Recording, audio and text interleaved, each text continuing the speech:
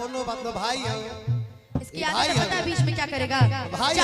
जहाँ देखेगा ना प्यार मोहब्बत शुरू, वहाँ बीच में कबाब में हड्डा बन जाएगा। तेरे इश्क की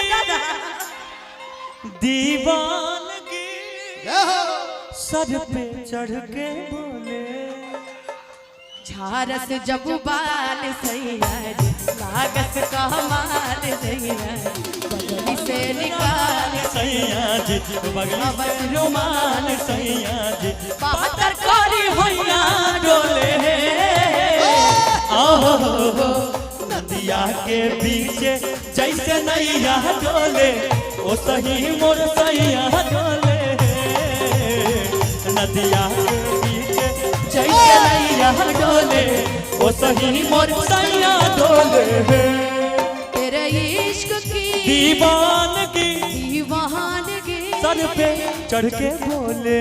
लेकिन आप सच कह रहे थे, तूने क्या किया?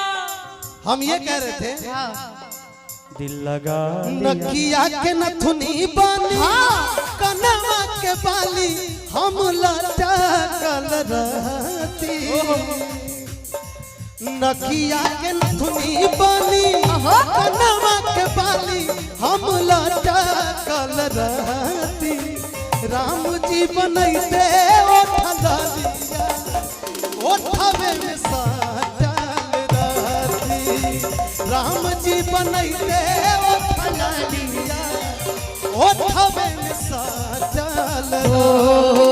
हाय रे ओठलाली हाय रे गजरा हाय रे ओठलाली हाय रे गजरा जान मारे तोहरो टूट घघराए गोरी गोरी गोरी कहियो तू करबई बुमार झगड़ाए गोरी। ना ना ना ना ना ना ना ना ना ना ना ना ना। राम जी बनैते ओठलिया ओठवे में साटल। और कुछ ये आपके लिए भाव था। अच्छा सिर्फ भाव था मेरे जो मेरा मन था वो कह दिया। इसका भाव आय अखियां के तोहरा का जरावा कि लहरे ला की ओर हनिया ये धनिया मजा देता काली रे बादरवा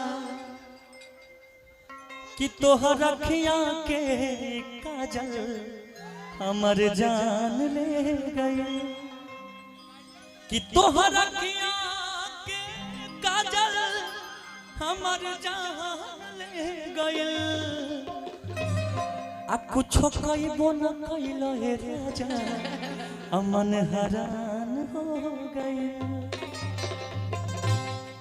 बढ़िया है। नहीं कहाँ गए वो एक भैया? कहाँ गए भैया?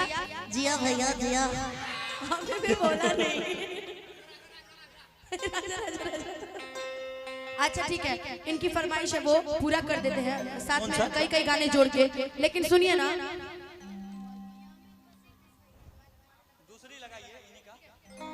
हे राजा राजा राजा करे जा में समाजा उठाला तनी कोरा बेटाई खूबे मजा। हे राजा राजा राजा करे जा में समाजा उठाला तनी कोरा बेटाई खूबे मजा।